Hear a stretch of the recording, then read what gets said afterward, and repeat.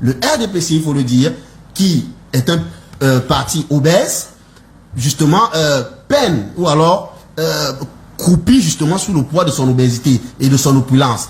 Et ce qui fait donc que c'est un parti qui est pratiquement aux abois aujourd'hui au regard justement de cette dissension. Mais pour autant, il ne faut pas perdre du point de vue que cette démission en cascade n'occulte en rien la capacité de force de ces partis politiques. Parce que nous l'avons vu avec le MRC par exemple, il y a eu des démissions en cascade, mais pour autant, le MRC n'a pas perdu ses capacités. C'est un ministre de la République. Voilà. C'est pas la même chose. Non, c'est un ministre du gouvernement.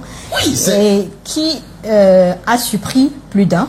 Oui, c'est pourquoi nous disons, c'est vrai, le parti a cette obésité, mais cette démission ne doit pas nous endormir. Il n'y avait pas de convention entre le FCNC et le RDPC. Il est important de le relever parce que les partis politiques ils se réunissent, soit ils font des accords, et dans ces accords-là, les conventions sont bien déterminées.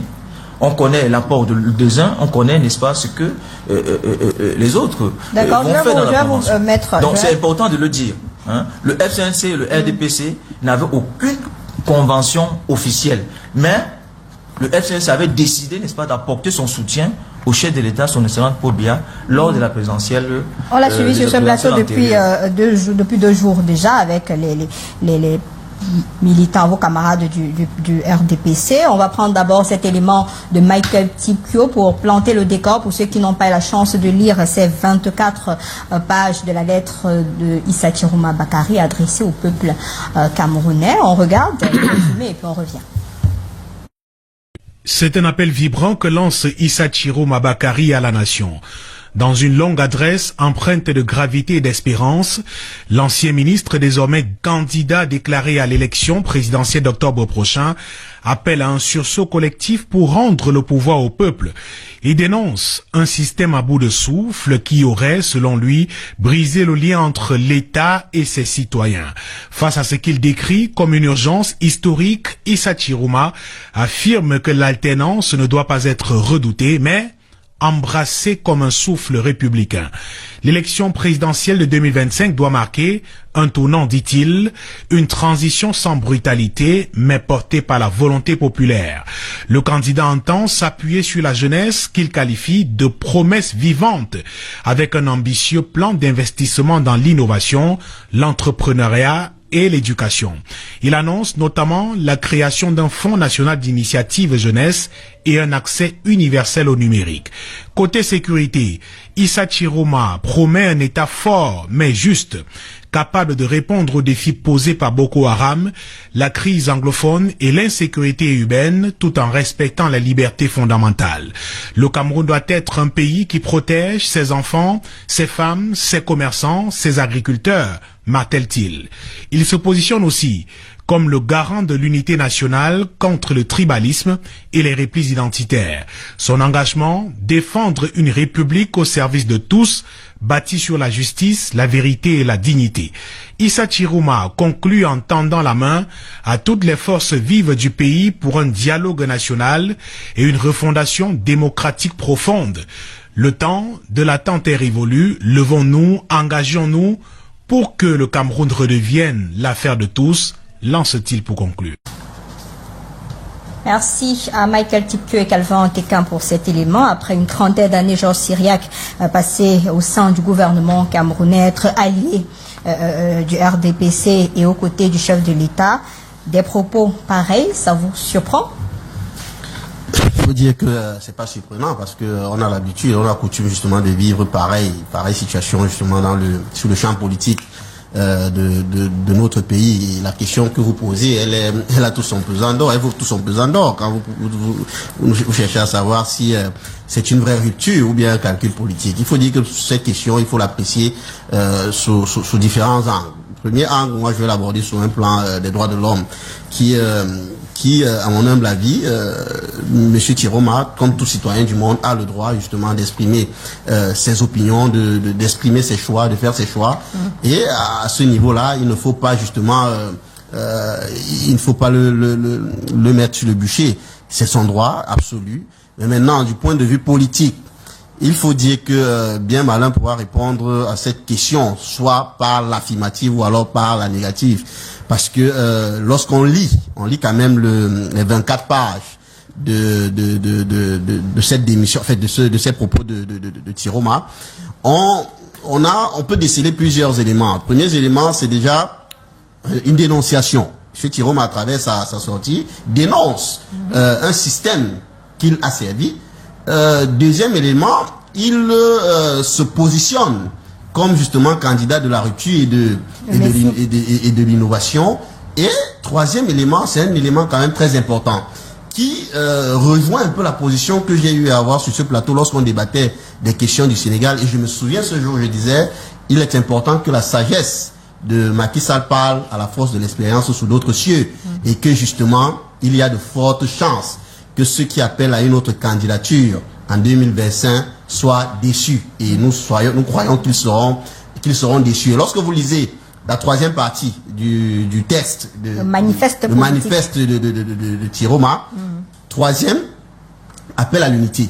Il est un peu clair là-dessus. Il dit, après les années d'indépendance, c'est la première fois que le Cameroun risquerait d'avoir un président qui ne se présente pas aux élections. Et ça, quand j'ai lu cette partie, j'ai dit, mais pour quelqu'un comme celui-là, c'est un homme politique de haute facture. C'est quand même quelqu'un qui a travaillé dans le gouvernement. C'est un membre du Sérail.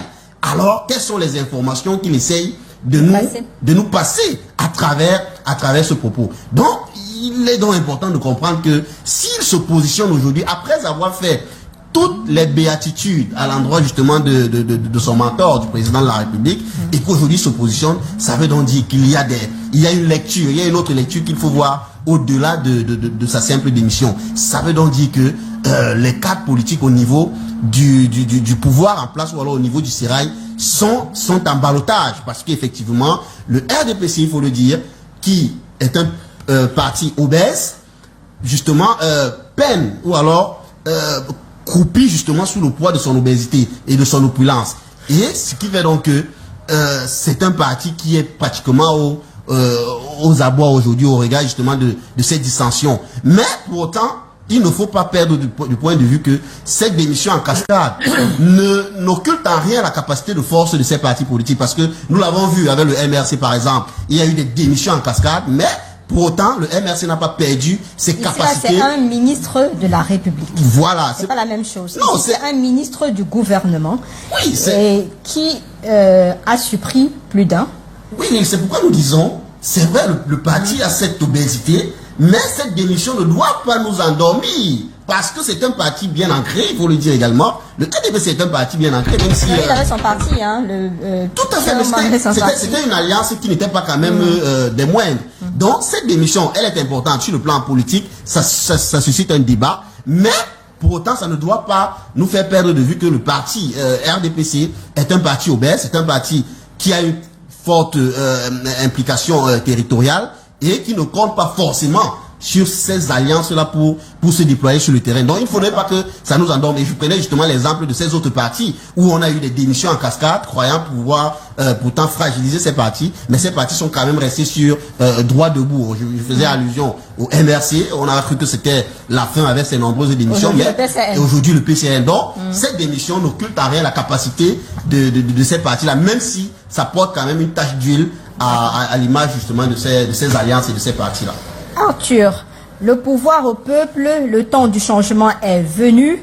Même vision, même système depuis plus d'une quarantaine d'années. En finir avec le vieux système, redonner un sens à la démocratie, appel à l'unité nationale, restaurer la justice, rétablir l'égalité, sécurité nationale, un État fort face aux menaces multiples. Les jeunes, le destin du Cameroun est entre vos mains. La famille et les femmes au cœur de l'avenir. Les travailleurs camerounais, vous méritez mieux. Agriculteurs, vous êtes les racines profondes de notre nation. Camerounais de la diaspora, une force pour la nation. Rayonner sans s'aliéner, une diplomatie au service du Cameroun. Vers une nouvelle forme de fédéralisme choisi pour le peuple souverain. Un État qui soigne une santé digne pour tous. Réveiller la force économique du Cameroun. Imposer notre leadership régional. Ensemble, faisons le choix du Cameroun. Le temps du sursaut national est arrivé. le peuple au pouvoir. Voilà un peu en gros, en résumé, la quintessence de cette lettre, de ce manifeste politique d'Issa Chiroma Bakary. C'est maintenant qu'il se rend compte. Bon, on dit souvent mieux vaut tard que jamais. Moi, j'ai parcouru les 24 pages de la communication de Issa Chiroma que vous appelez manifeste. Et je l'ai perçu de façon ambivalente. Je veux dire une ambivalence dichotomique. Hein. Dans un premier temps, le tableau qu'il présente, il l'a fait avec beaucoup de tact et d'une certaine profondeur. Parce que je l'ai lu, les 16 points.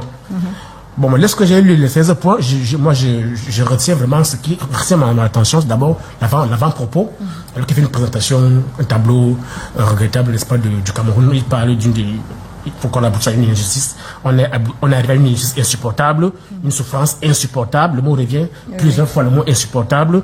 Alors maintenant, notamment, il parle du pacte national qui est menacé avec le communautarisme, le repli identitaire et, n'est-ce pas, le tribalisme. Maintenant, lorsqu'on avance, je crois, il y a le point que vous avez cité tout à l'heure là, je crois que c'est le 12e point. Une nouvelle forme de fédéralisme choisi. C'est un point qui est très important également. Et puis, à la fin, c'est le 16e point. C'était le point qui m'a beaucoup plus frappé. Alors, lorsque je parle d'ambivalence, c'est que lorsqu'on perçoit la démission d'Issa Chiroma, je crois qu'elle est à féliciter. Ça peut être curieux que je le dise, mais elle est à féliciter. Pourquoi? Parce que le gouvernement est comme un arbre. L'arbre tient sur quoi? L'arbre tient sur les branches, et l'ensemble du gouvernement est constitué de l'ensemble des membres du corps.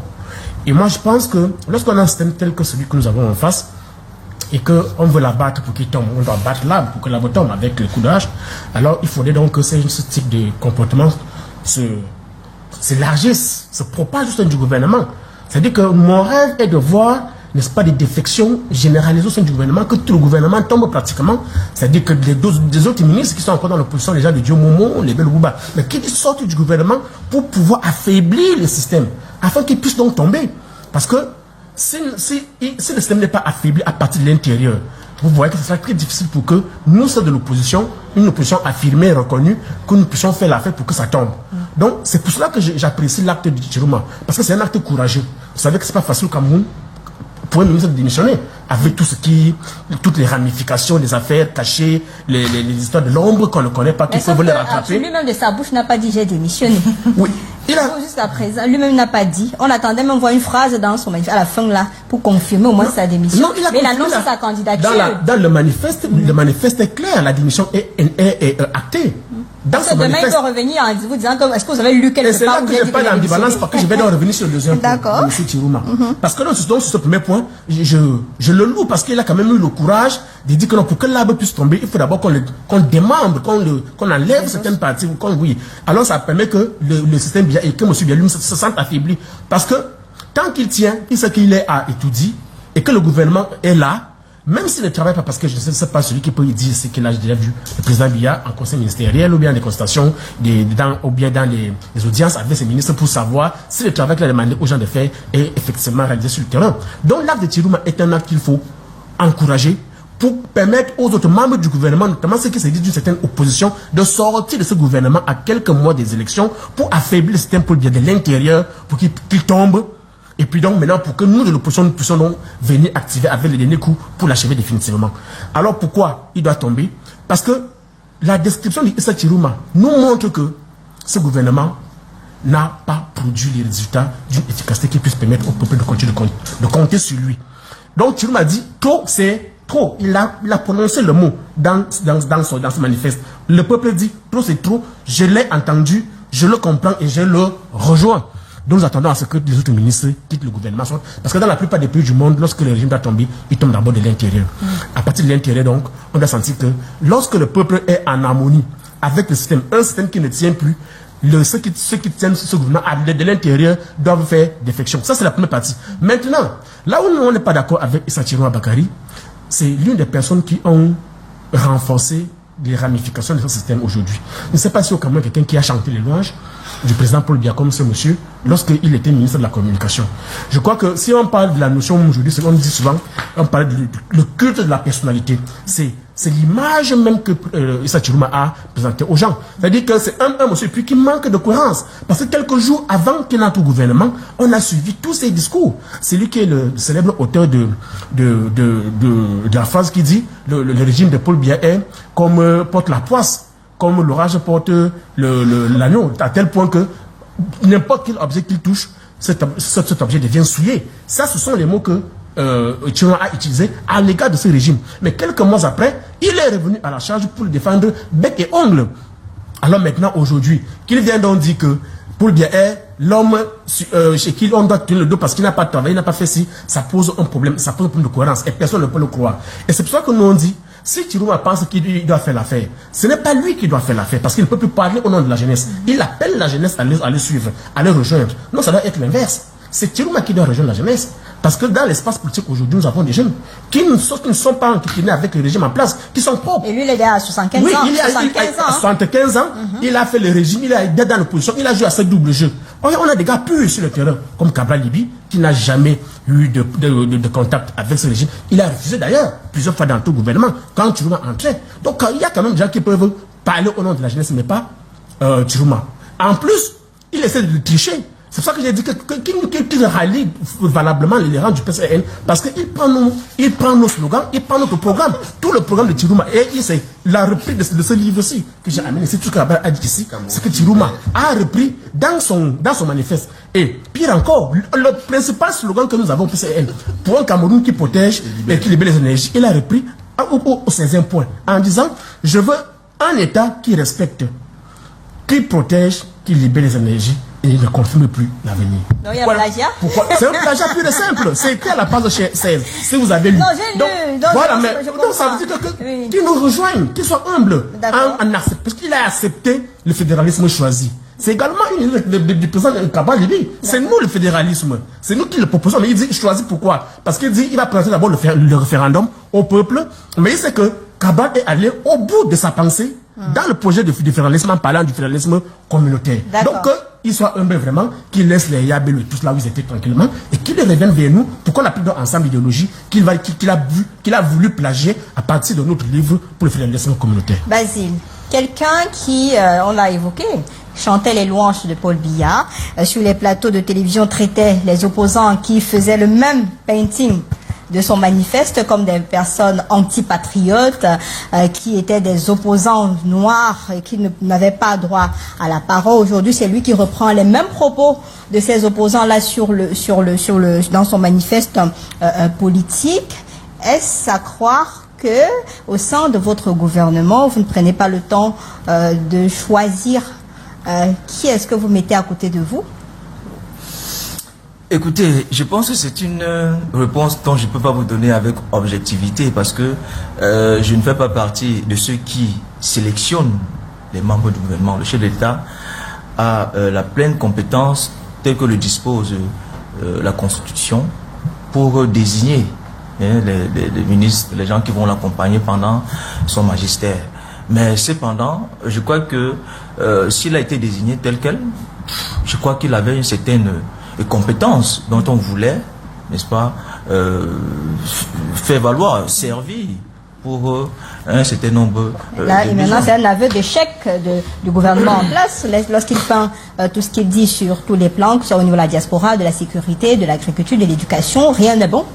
Selon Issa Chiroma Bakari, ça veut dire que c'est un aveu d'échec de votre système. Bon, ça se demander s'il est sincère parce que ça pose comme... ça fait quand même plus de 30 ans qu'il est au sein du système. Hein? Ça pose, comme le disait mon frère Assam, qu'il y a un problème de crédibilité.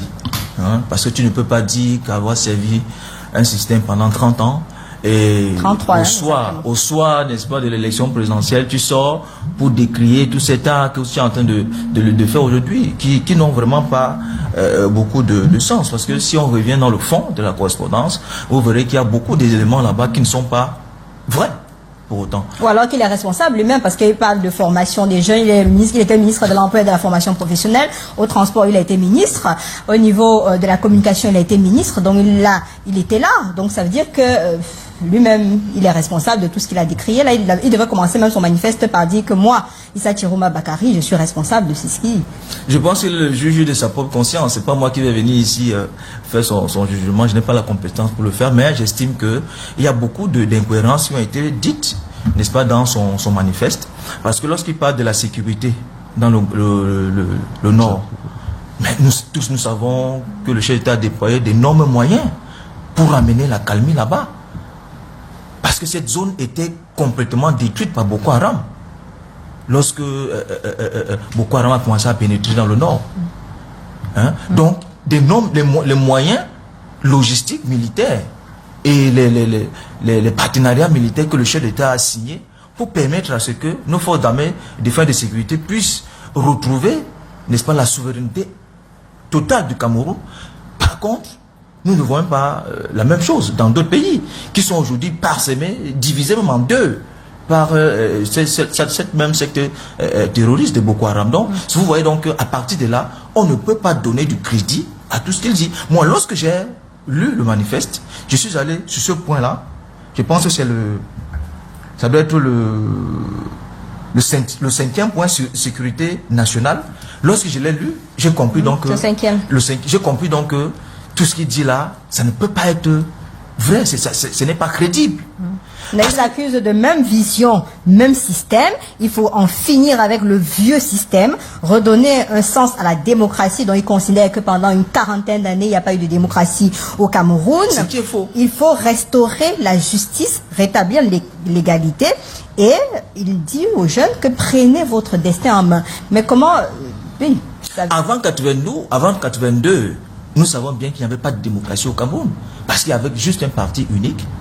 Et les élections n'étaient pas multipartistes. C'est en 90, sous l'heure du chef de l'État, son excellence Paul Biya, où le RDP avait la majorité à l'Assemblée nationale, que la plupart des lois sur la liberté d'expression ont été votées. Mais vous savez que c'est important de le dire.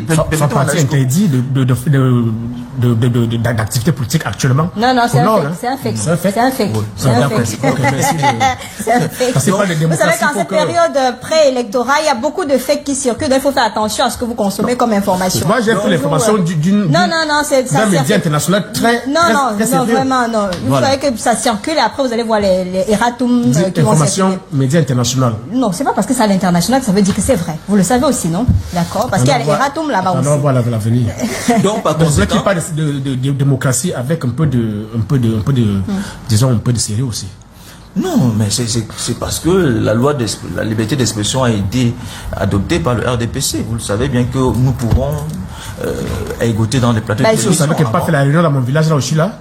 Comme à chaque fois que je fais des réunions, on m'arrête. On m'enferme à la brigade de ce sont des allégations. Non, ça a été couvert. On a parlé de... Moi, je me limite pas là. Moi, je parle de moi. Si vous le tenez sur la votre propre personne, moi, je parle. C'est qu'on n'a pas de partout, non? Par ailleurs, vous voyez donc que tout ce qu'il dit là, ce n'est pas vrai. Ce n'est pas vrai. Les simples éléments que j'ai évoqués là tout à l'heure. Donc, il y a des contre-vérités là-dedans qu'il ne faut pas retenir. Et là, je vous prends sur ceci parce que Georges l'a évoqué tout à l'heure. Pour la première fois depuis l'indépendance, une élection présidentielle pourrait se tenir sans la candidature du président actuel. Vous savez qu'il est proche de vous, il a été proche du gouvernement, il a assisté à plusieurs conseils de cabinet, conseils même de ministres à l'époque, donc il peut avoir des informations que nous on n'a pas pour signaler déjà que votre candidat statutaire ne sera pas à la prochaine élection présidentielle. C'est quand même fort, hein, une sortie. Ce sont des allégations des non politiques. Donc il est là pour essayer, n'est-ce pas, d'apporter du discrédit sur la candidature du chef de l'État ou pas. Le chef de l'État est sérieux. Le RDPC est sérieux. Hein. Non, ne vous méprenez pas. Le chef de l'État va lui-même déclarer s'il est candidat ou pas. Mais par ailleurs, je puis vous rassurer que le RDPC va prendre part aux élections présidentielles 2025. Donc soyez confiants. Et nous avons confiance en toute notre technoscripture. Parce il est important de relever, parce qu'il y a beaucoup de médias qui disent des contre-vérités. Pas vous, mais il y a beaucoup qui disent des contre-vérités.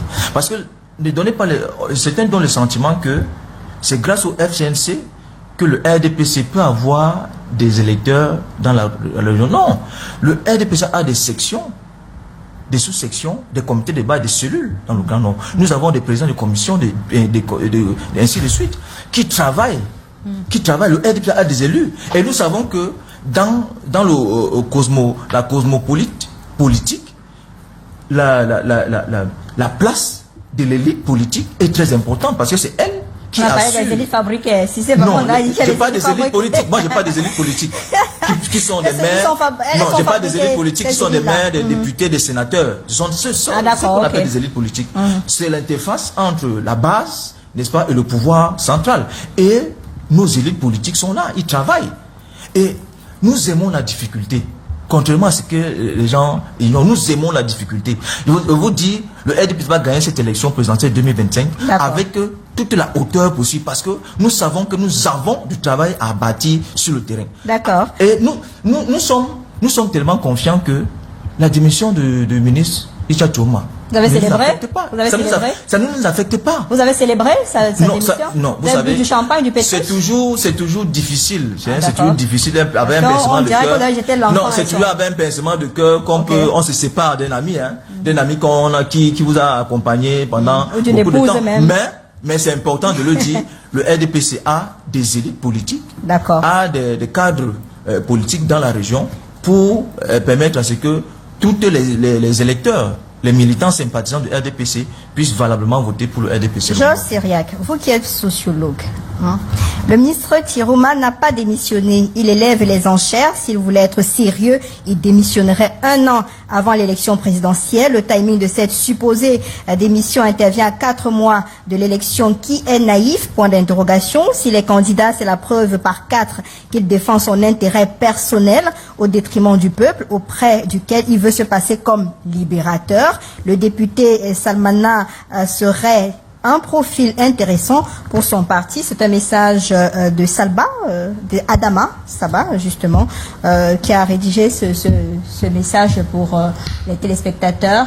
Il y a un jeu derrière, parce qu'on présente cette soi-disant démission, parce que jusqu'à présent, on n'a pas de note officielle. On est après sa sortie, on a vu que les candidats à la présidentielle, c'est tout. Est-ce qu'il y a un jeu derrière? Est-ce que Chiroma joue un jeu un peu près, c'est le Grand Nord qu'il a dit, c'est-à-dire qu'il voudrait jouer sur la conscience des uns et des autres pour pouvoir refaire passer le chef de l'État là lui-même pour 2025? Vous savez, le Cameroun est un pays de tous les mystères et de toutes les possibilités. Donc, et nous sommes en politique. Et j'ai souvent coutume de dire que ceux qui croient aux hommes politiques sont ceux qui croient encore qu'après Sarah, une autre femme a conçu à 99 ans. Parce que je crois qu'après Sarah, à 99 ans, qui est prévu dans la Bible, aucune autre femme n'est conçue à cet âge-là. Donc c'est un peu ça, croire aux hommes politiques. Et nous sommes en politique, nous sommes dans un jeu. Mais le timing, je le disais à l'entrée du jeu, le timing justement fait en sorte que non seulement il faut augmenter les enchères, mais également c'est la période de ce que les gens appellent dans le football les mercatos. Donc ce n'est pas surprenant pour une période comme celle-ci. On va assister à plein d'autres de ce genre. Il y a ceux qui vont sortir, il y a ceux qui vont entrer. Donc, on attend Bello Bouba. Ça sera justement ce qu'on appelle le monde des contraires. On va assister à ce scénario-là. Mais maintenant, parler de la sincérité de l'homme au regard justement de la situation. C'est à prendre avec des pincettes parce que là ça nous demande justement d'opérer un jugement de valeur sur la personne. Tout ce qu'on peut faire, c'est se limiter justement à ce qui est dit. Et ce qui est dit quand même, c'est une peinture réaliste du quotidien et du contexte camerounais. Mais pourquoi il n'a pas vu cette peinture-là avant? Oui, puisqu'il était là, il a victimisé les opposants sur les plateaux de télévision qui faisaient cette même peinture que lui aujourd'hui. Pourquoi il n'avait pas l'occasion en tant que président national d'un parti, c'est vrai, allié ou membre du gouvernement, de faire cette peinture? Pourquoi maintenant? Oui, c'est pourquoi je disais tout à l'heure, peut-être qu'il a désormais il a en sa possession des informations que nous n'avons pas. Parce que j'ai bien fait de citer, vous avez rappelé qu'il dit que pour la première fois dans l'histoire, un chef de l'État, il est resté au conditionnel. Il est resté prudent en disant qu'un chef de l'État risquerait de ne pas participer à l'élection présidentielle. Et moi, ce qui m'a également intéressé dans son manifeste.